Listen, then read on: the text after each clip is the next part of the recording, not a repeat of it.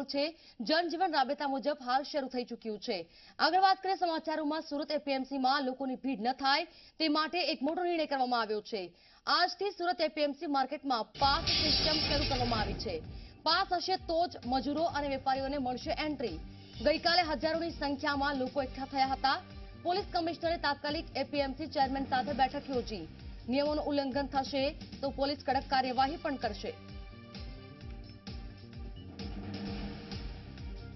ન થાવ, 2 ગજની દૂરી રાખો અને સેનેટાઈઝર અથવા સાબુથી વારંવાર હાથ ધુઓ। ઇમરજન્સીના જરૂરી કારણો વગર ઘરની બહાર નીકળશો નહીં।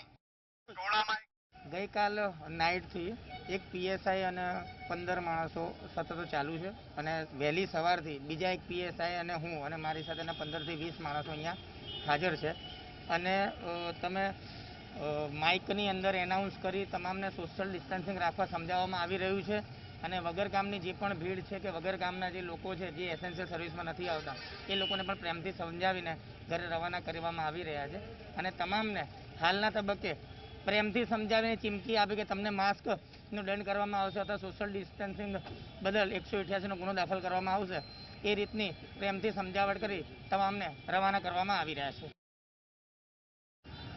સુરત શહેરમાં સતત કોરોના વાયરસના જે કેસો છે તે કેસોમાં ધરખમ વધારો જોવા મળી રહ્યો છે। અત્યાર સુધી 150 જેટલા સરેરાશ કેસ રોજ નોંધાતા હતા। જો કે દિવાળી બાદ આ જે કેસો છે તે કેસોની સંખ્યામાં સતત વધારો જોવા મળી રહ્યો છે। આ જે કેસોની સંખ્યા છે તે 250ને પાર થઈ ચૂકી છે, ત્યારે આરોગ્ય વિભાગની ટીમ પણ દોડતી થઈ છે। ગત રોજ જો વાત કરીએ તો એપીએમસી માર્કેટમાં અહીં હજારોની સંખ્યામાં જે લોકો છે તે લોકો ભેગા થયા હતા। ક્યાંક ને ક્યાંક જે સોશિયલ ડિસ્ટન્સિંગનું પાલન થવું જોઈએ તે પાલન અહીં થયું ન હતું। ઉપરાંત કેટલાક લોકોના મોઢા પર માસ્ક પણ ન હતા, જેને કારણે સુરત પોલીસ કમિશનર દ્વારા તાબડતોબ એક મિટિંગનું આયોજન હાથ ધરવામાં આવ્યું હતું, જેમાં હવે તમામ જે વેપારીઓ છે તે મજૂરો પાસે પાસ હશે તો જ તેમને એન્ટ્રી આપવામાં આવશે। ત્યારે જી 24 કલાકની ટીમ સુરતના એપીએમસી માર્કેટ ખાતે આવી પહોંચી છે। આપ સીધા દ્રશ્યો જોઈ શકો છો।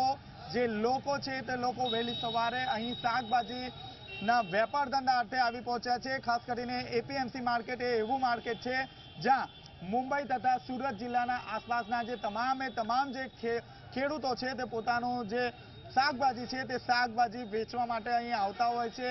હાલ તમામ જે લોકો છે તે અહીં પાસ વગર અંદર નથી જવા દેવામાં આવતા। આ ઉપરાંત મહત્વની વાત છે કે વહેલી સવારે જે રીતે લોકોની અહીં ભીડ થઈ છે, ત્યારબાદ પોલીસનો પણ અહીં ચાપતો બંદોબસ્ત મૂકી દેવામાં આવ્યો છે। વહેલી સવારથી જ કોઈ પણ પ્રકારનું અહીં સોશિયલ ડિસ્ટન્સિંગ ન જળવાય તે માટે અહીં તમામ પ્રકારના પ્રયાસો હાથ ધરવામાં આવી રહ્યા છે। આપ સીધા દ્રશ્યો જોઈ શકો છો। મોટી સંખ્યામાં જે લોકો છે તે લોકો અહીં ભેગા થયા છે અને ક્યાંક ને ક્યાંક કેટલાક લોકો એવા પણ છે જેને મોઢા પર માસ્ક નથી પહેર્યા અને સોશિયલ ડિસ્ટન્સિંગનો અહીં ભંગ કરવામાં આવી રહ્યો છે। આપ સીધા દ્રશ્યો જોઈ શકો છો। જે મજૂર વર્ગ છે, જે વેપારીઓ છે તે અહીં આવી રહ્યા છે અને ખાસ કરીને મોઢા પર માસ્ક નથી। મહત્વની વાત છે કે જે ગાઈડલાઈનનું અહીં ચોક્કસપણે ઉલ્લંઘન થતું હોય તેવા દ્રશ્યો આપ જોઈ શકો છો।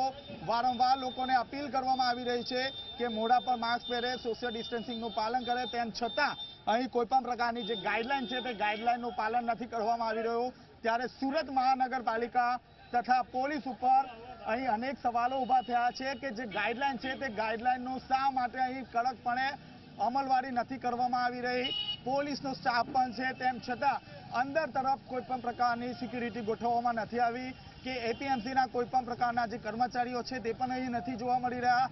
લોકો ખુલ્લેઆમ મોઢા પર માસ્ક તથા સોશિયલ ડિસ્ટન્સિંગ વગર અહીં ફરી રહ્યા છે। ત્યારે સુરતમાં આવનારા દિવસમાં જે કેસોની જે સંખ્યા છે તે કેસોની સંખ્યામાં ધરખમ વધારો થશે તેવા દ્રશ્યો આપ જોઈ શકો છો। કેમેરામેન દેવાંગ રાણા સાથે ચેતન પટેલ, ઝી મીડિયા, સુરત।